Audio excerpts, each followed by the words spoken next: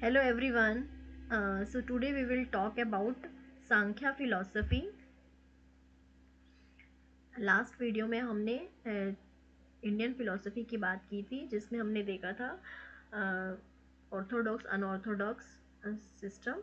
तो उसमें से जो ऑर्थोडॉक्स फिलोसफीज़ हैं उसमें से सांख्या फिलोसफी हमने आज करेंगे अब यहाँ पर.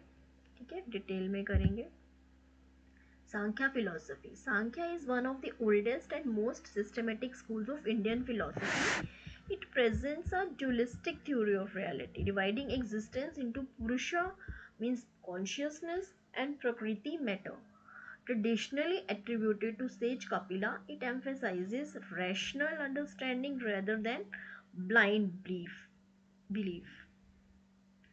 तो ये क्या है, एक सांख्या जो फिलॉसफी है वो सबसे ओल्ड, मतलब पुरानी है, और सबसे ज़्यादा सिस्टमेटिक स्कूल ऑफ फिलॉसफी है इंडियन फिलॉसफी. यह एक वास्तविकता का एक द्वैतवादी सिद्धांत प्रस्तुत करता है. मतलब द्वैत मतलब दो, जिसमें कि एक हमारे पास पुरुष और एक प्रकृति है, और ये पुरुष और प्रकृति से ही जो है यूनिवर्स बनता है. ठीक है, तो ये जो ट्रेडिशनली एट्रीब्यूटेड है जो सेज कपिला को, मतलब जो ऋषि कपिल हुए हैं उन्होंने ही हमें ये फिलॉसफी दी है. It emphasises rational understanding rather than the blind belief. ये हमें एक रैशनल अंडरस्टैंडिंग, मतलब तार्किक समझ देते हैं, इंस्टेड ऑफ कि सिर्फ ब्लाइंड बिलीव करना, अंधविश्वास पर नहीं. लॉजिकल बात है इसमें.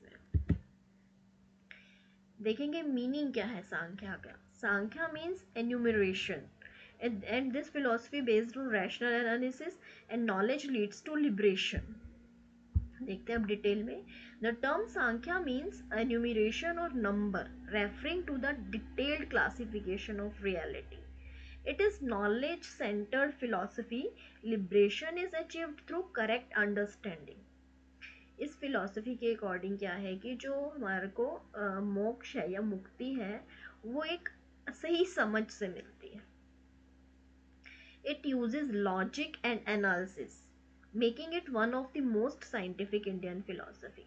क्योंकि ये लॉजिकल है और विश्लेषण करती है, एनालिसिस करती है सब चीज़ों का, उसके बाद ही हमें कुछ मतलब पॉइंट्स बताए हैं इन्होंने सॉलिड.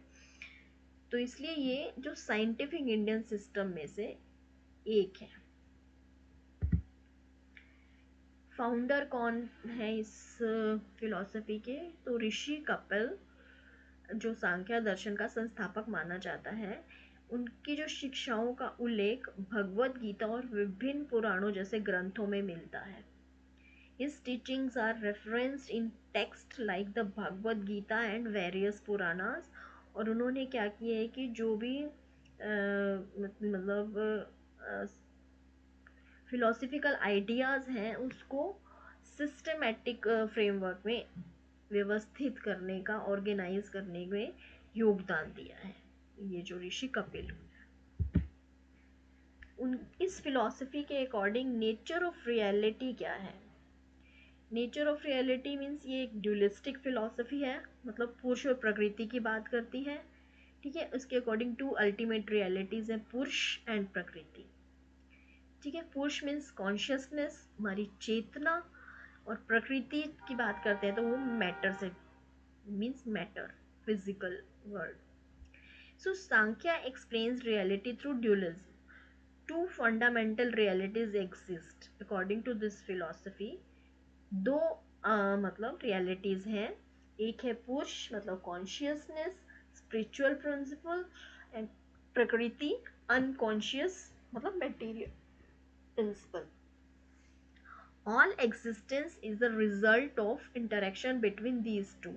जो भी सारा एग्जिस्टेंस है वो इन दोनों के बीच में इंटरेक्शन का ही रिजल्ट है. मतलब जब पुरुष और प्रकृति में इंटरेक्शन होता है तो उसका जो रिजल्ट है वही सारा एग्जिस्टेंस है, अस्तित्व है पूरा. अब पहले हम देखते हैं पुरुष क्या चीज़ है. पुरुष रिप्रेजेंट्स प्योर कॉन्शियसनेस और द सेल्फ. ठीक है, हमारी जो पवित्र चेतना है। स्वयं की जब बात करते हैं उसको हम यहाँ पे पुरुष कहा गया है। इट इज इनएक्टिव, ये इनएक्टिव है, इटर्नल है, and witness to all experiences, मतलब जितने भी एक्सपीरियंसेस या अनुभव होते हैं ये उसका एक तरह से विटनेस है, गवाह, देखती हैं, साक्षा भाव में जिसे कहेंगे। ठीक है। देयर आर मैनी पुरुषास, मीनिंग क्या है इसका, मीनिंग ईच इंडिविजुअल, हर मतलब जो व्यक्ति है उसके पास एक सेपरेट कॉन्शियसनेस है, सबकी अपनी एक अलग चेतना है, मतलब उसके अंदर जो एक, उसको पुरुष कहा गया, यहाँ पे चेतना को पुरुष कहा गया है। ठीक है, इसको दूसरे मीनिंग में नहीं लेना, हमारी जो कॉन्शियसनेस है उसका नाम यहाँ पे पुरुष है। ठीक है, तो ये प्योर कॉन्शियसनेस है, पैसिव ऑब्जर्वर है, पोलैरिटी ऑफ सोल्स है, अनचेंजिंग एंड इटर्नल है। ठीक है। अच्छा, प्रकृति को हम किस तरह से लेंगे, प्रकृति it is active and dynamic. ठीक है, responsible for all change and evolution, जो प्रकृति है that is responsible for all change and evolution. अगर हम पुरुष की बात करेंगे तो उसके लिए कहा गया है कि it is inactive, eternal and a witness to all experiences. But if we will talk about Prakriti, it is active and dynamic, responsible for all change and evolution. Everything in the physical world originated from Prakriti. जो भी physical world में जो भी चीज़ है वो प्रकृति से ही originate होती है। सो प्रकृति is the material cause of the universe, मतलब जो ये पूरा यूनिवर्स है उसका जो भौतिक कारण है दैट इज प्रकृति। सो अगर प्रकृति को हम डिफाइन करें तो क्या है कि primordial matter, dynamic and creative, root cause of universe, composed of three gunas. अब ये जो थ्री गुणास हैं इसको हम नेक्स्ट स्लाइड में देखेंगे। प्रकृति के कहा है कि थ्री गुण होते हैं, थ्री गुणास है, तीन गुण होते हैं। क्या क्या है वो प्रकृति के गुण, प्रकृति सत्व, रजस एंड तमस। प्रकृति is composed of three gunas, मतलब क्वालिटीज, सत्व, रजस, तमस। सत्व में कौन कौन से आ जाते हैं, प्योरिटी, बैलेंस, नॉलेज, पवित्रता, संतुलन और ज्ञान। रजस में एक्टिविटी, डिजायर, रेस्टलेसनेस, मतलब सक्रियता, इच्छा और चंचलता।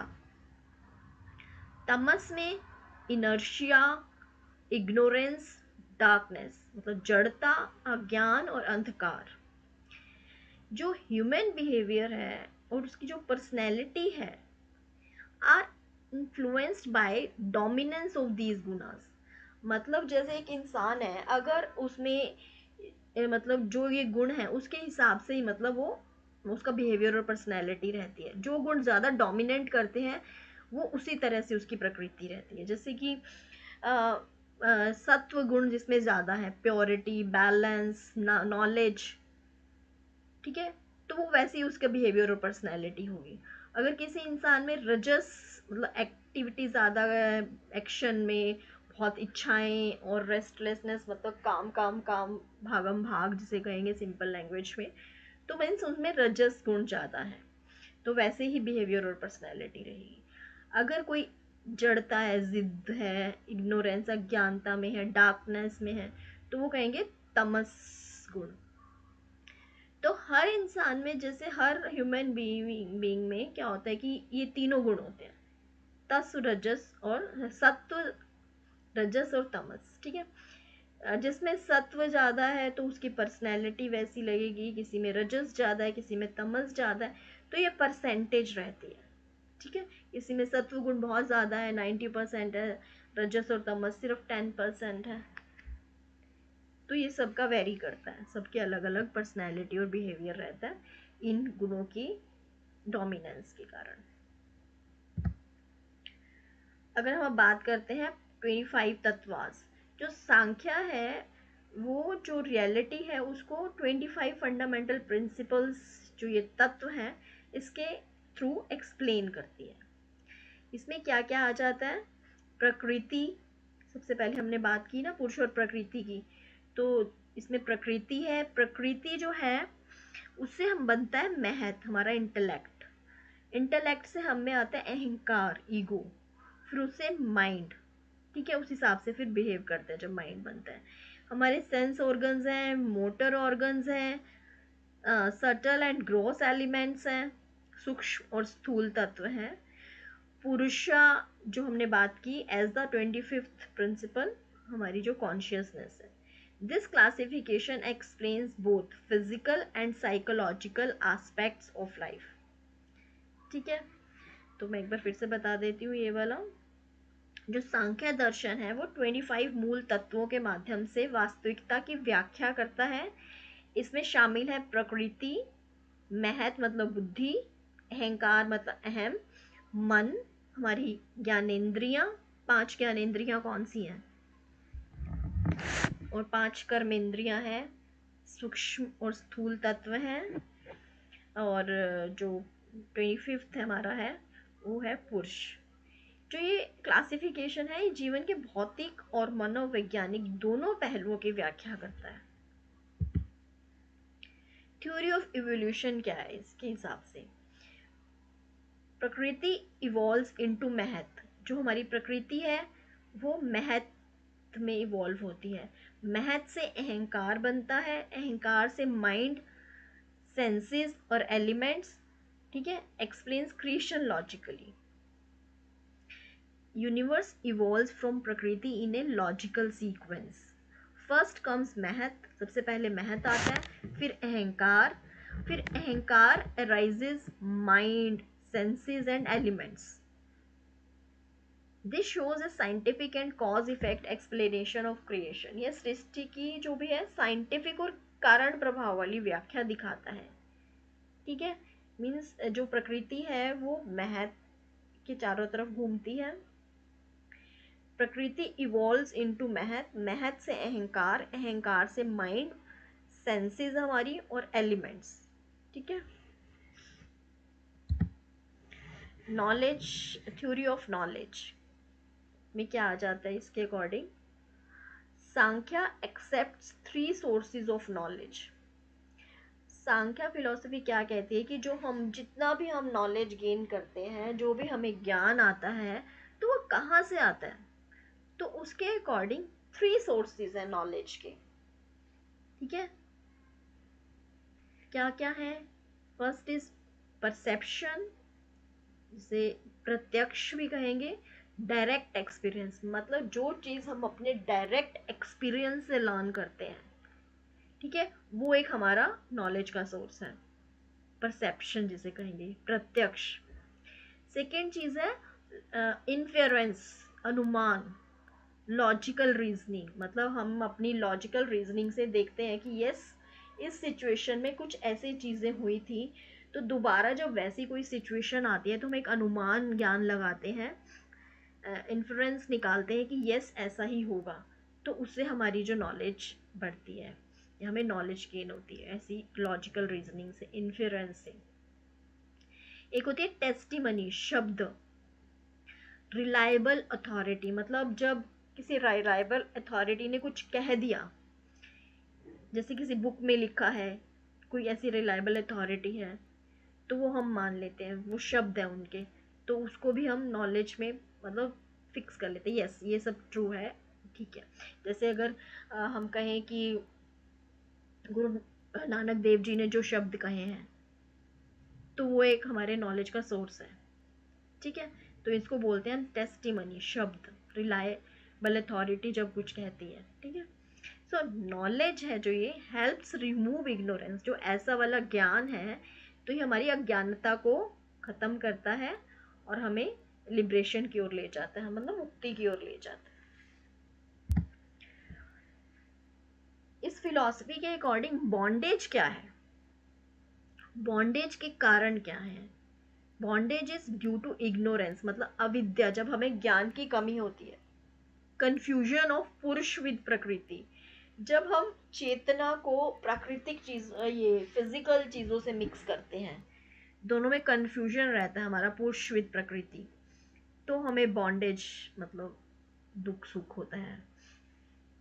अटैचमेंट टू मटेरियल वर्ल्ड, जब हम मटेरियलिस्टिक वर्ल्ड में अटैच्ड होते हैं तो वो भी हमारी बॉन्डेज का कारण है। बॉन्डेज मतलब दुखों का कारण कह सकते हो आप।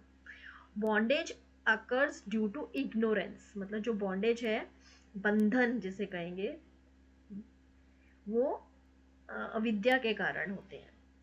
पीपल मिस्टेकनली आइडेंटिफाई पुरुषा सेल्फ विद प्रकृति, मतलब जो लोग हैं भूलवश पुरुष मतलब आत्मा को प्रकृति के साथ एकाकार मान लेते हैं। मतलब वो उनको लगता है कि ये जो शरीर है और जो ये आत्मा है ये एक है।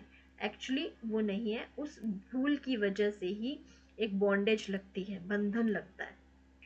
इसके परिणाम स्वरूप कष्ट, आसक्ति और पुनर्जन्म का चक्र उत्पन्न होता है। मतलब इस बॉन्डेज की वजह से, इग्नोरेंस की वजह से क्या होता है, सफरिंग्स होती है, अटैचमेंट्स है और साइकिल ऑफ रीबर्थ है।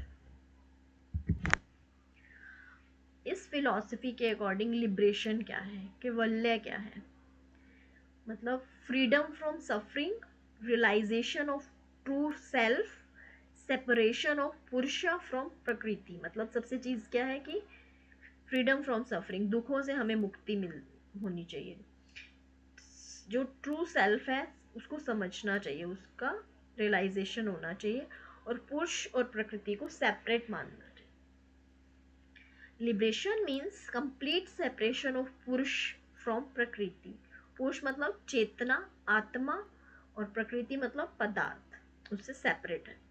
It is achieved through true knowledge and self realisation. Liberation कैसे मिलता है, कैसे अचीव कर सकते हैं हम?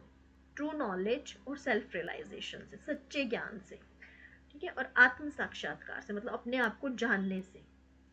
एक once liberated the individual is free from all sufferings. एक बार अगर मुक्ति मिल गई आपको, आपने समझ लिया, तो सभी दुखों से आप मुक्त हो जाते हो।